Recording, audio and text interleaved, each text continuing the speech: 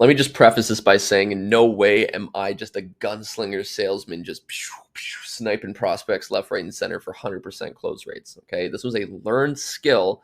I used to suck and now I'm actually pretty good. Okay. I went from being shaky, not confident, sweating on sales calls to calm, cool, collected, detached from sales, and able to close my ideal client when I prefer using this 5-step framework I'm going to walk you through today. All right. Now, it's important to note that I've learned many different styles of sales. I've kind of compiled into my own secret sauce that I want to share with you here today. It's my own little style, and I hope that you gain a ton of knowledge from this because this changed the game for me. When I've learned from a few different areas, I put this together and it's actually solid. All right. Few things to note.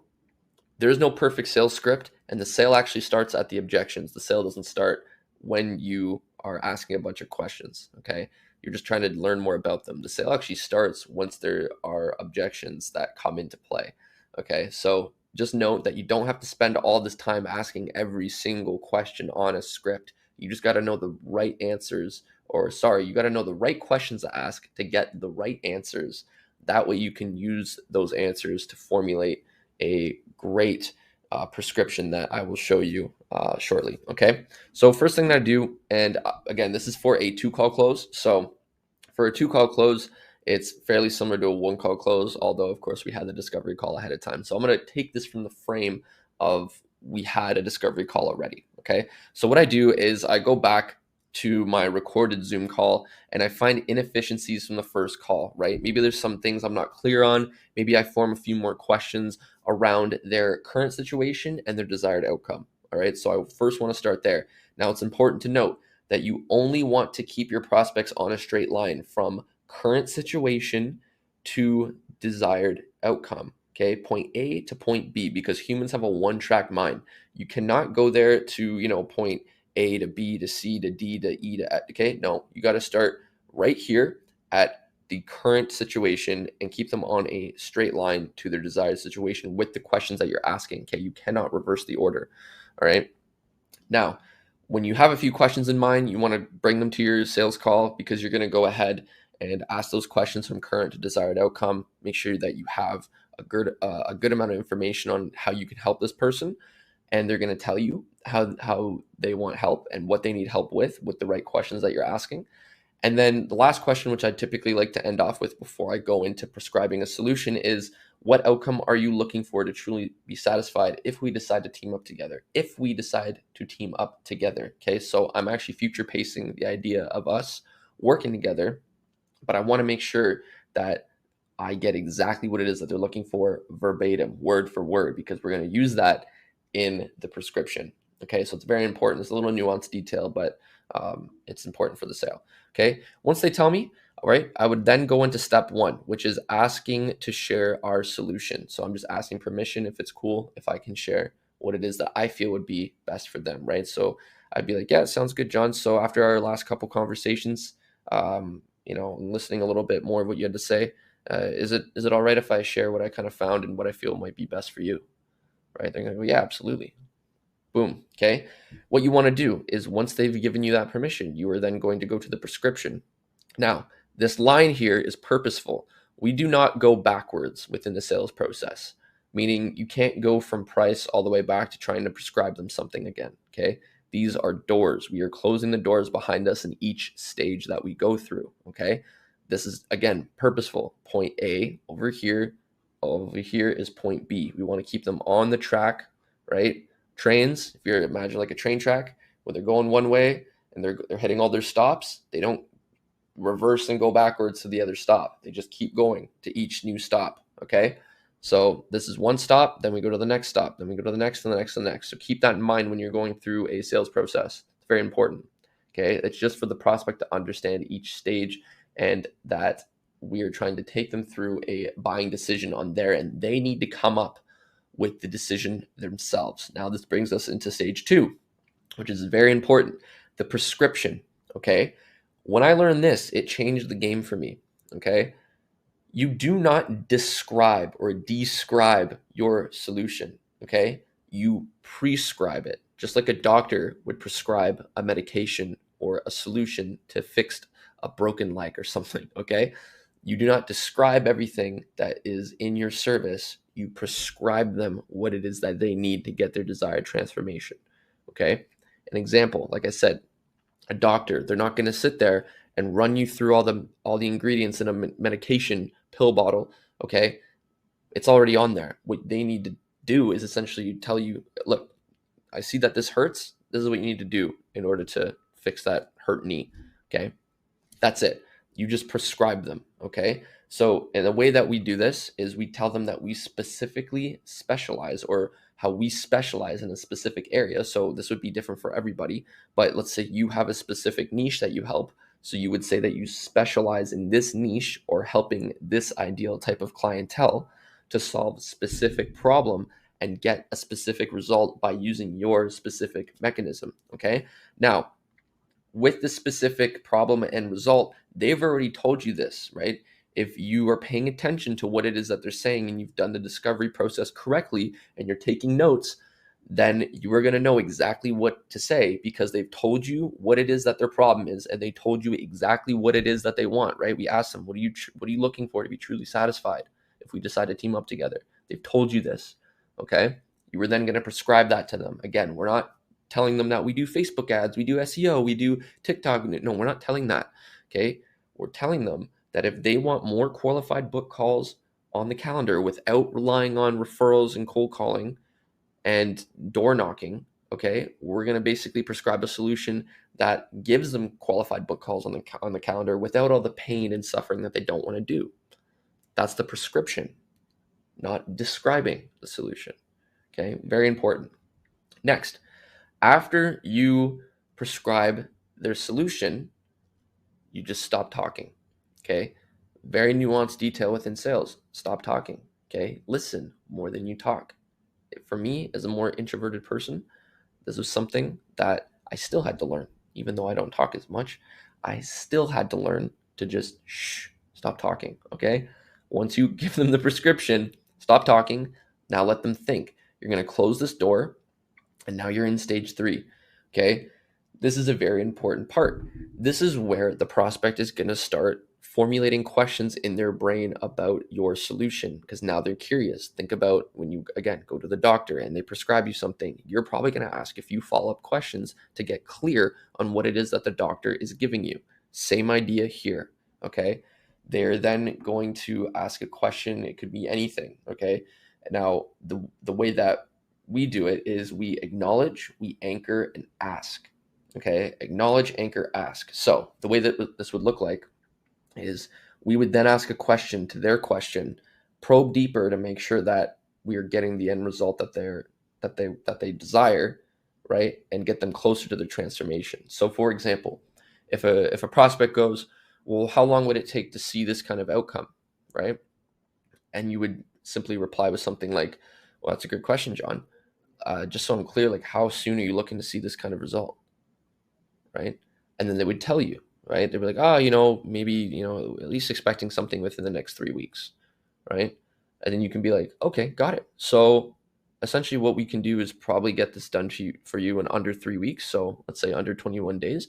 Would that be something that would work for you in order for you to close more clients or get more qualified book calls in your calendar, whatever the result there and transformation is, right? And they'd be like, yeah, no, that sounds like it works. Obviously, you want to tell them what you can do. If they told you, yeah, I need this done tomorrow, and you're like, yeah, we can get you 5 qualified book calls in your calendar tomorrow, that's probably not going to happen. Okay.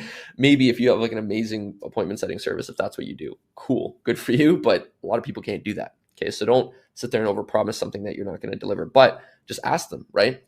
If they tell you, hey, like, how soon could you get us this result? Good question, John. Like, how soon were you looking to see some results coming in? Like, what was your time period if you had to estimate? Oh, we were thinking maybe like under 3 weeks. Okay, great. Yeah. So we could actually end up doing this in under 21 days so that we can make sure we stack your calendar with more qualified book calls. Is that kind of what you're looking for? Yeah, that's what I'm looking for. Great.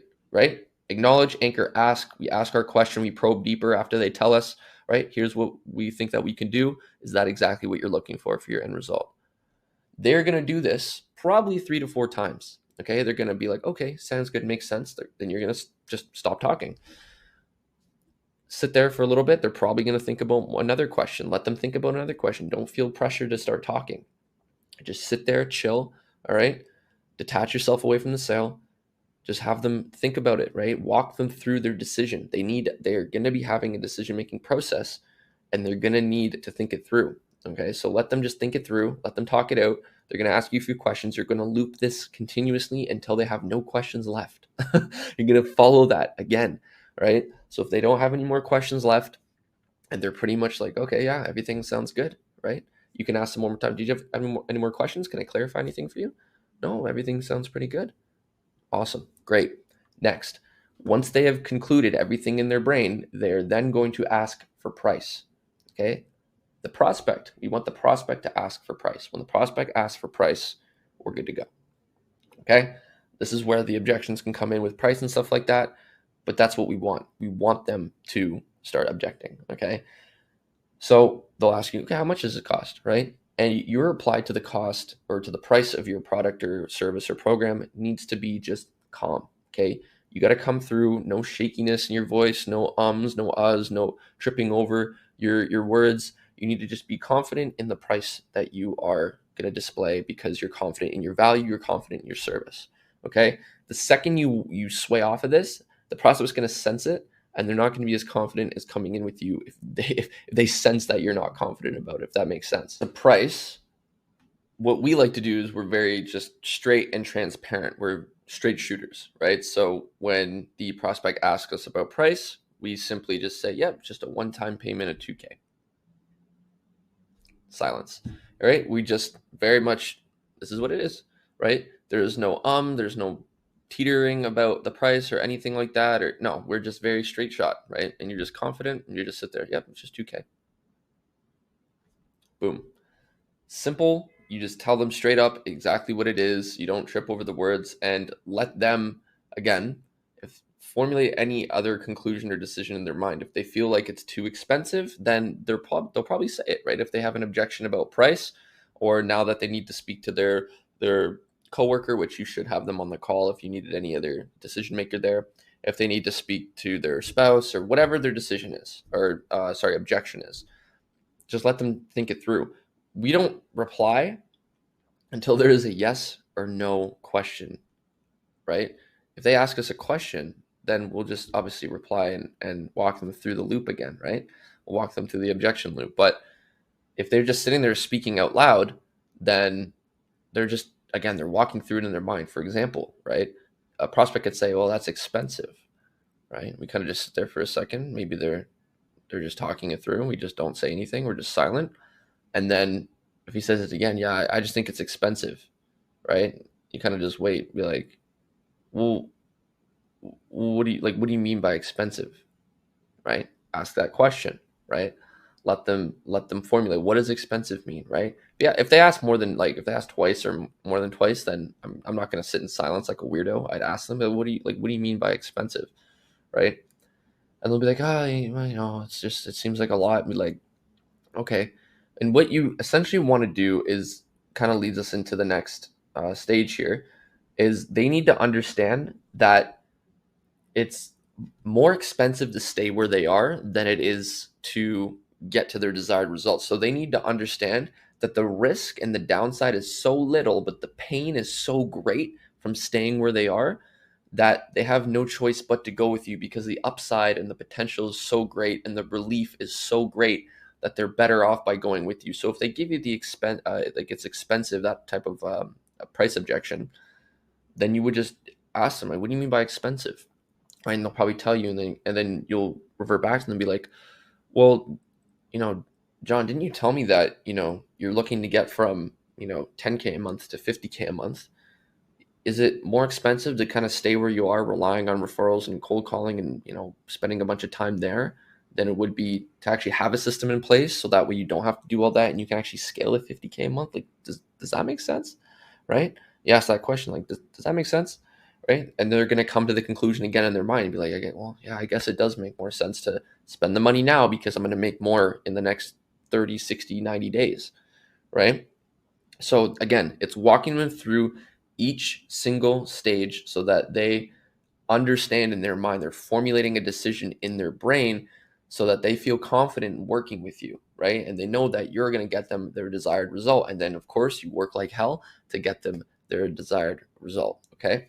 So that's what we focus on, right? Like I said, the pain or the trouble of staying in the exact same space or same place should outweigh making the transition of the sale, right? So if it outweighs it, right, that means that, okay, we have more upside and I want to work with you, right? If they know that the risk is little, but the pain is so great, and the upside is huge, and the relief feels even better from that upside, in their mind, if they've already made that conclusion, then they're going to be very confident wanting to do a deal with you, right?